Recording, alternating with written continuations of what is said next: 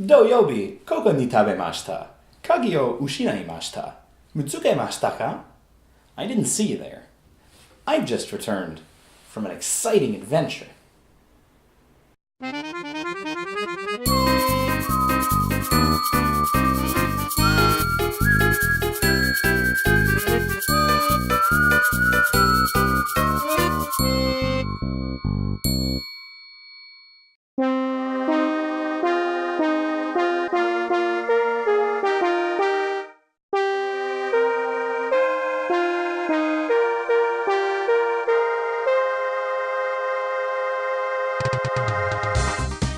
When I learned that the first half of my Japan trip was to be spent in Nagoya, I was initially a little disappointed.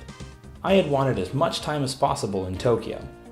But now, as my time here draws to an end, I'm a little sad to have to leave. I've been spending my final days here wandering around the city, taking in as much as I can.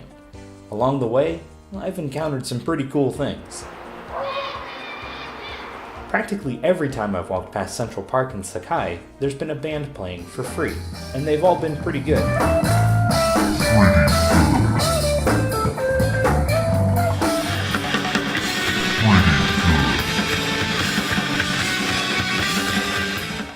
At the Nagoya City Science Center, Kaylin and I saw a street performer doing magic tricks, feats of skill, and solving a Rubik's Cube behind his back, all while wearing a shirt that said this.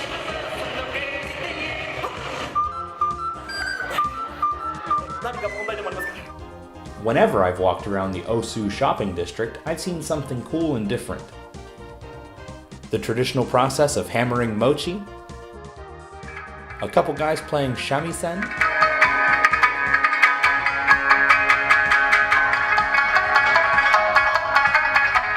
a juggling comedy act,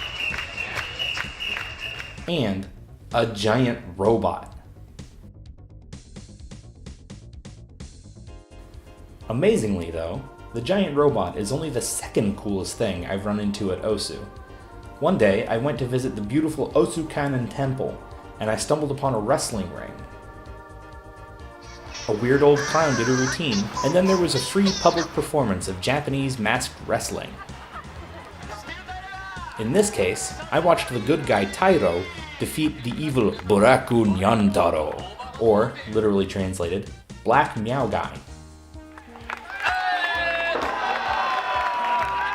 With my time in Nagoya expiring, I thought it was a good idea to finally visit Nagoya Castle, the most obvious sightseeing destination in the city and the birthplace of legendary warlord Nobunaga. I saw the amazing keeps, the stunning walls built from enormous stones in just half a year, what has to be the longest gun in the universe, and I finally came face to face with one of the golden dolphins I'd seen so many places in Nagoya. While I was there, I stumbled upon yet another public performance, in this case a traditional weapons and armor demonstration.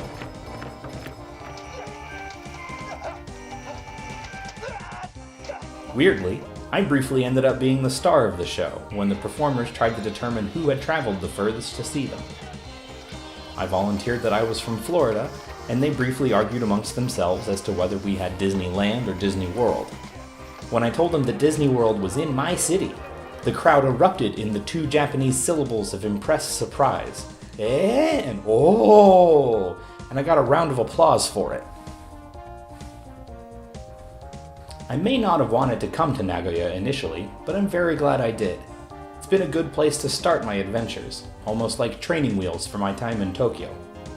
Now, before I get back to packing, I'm going to drink some grapeade with grape vinegar.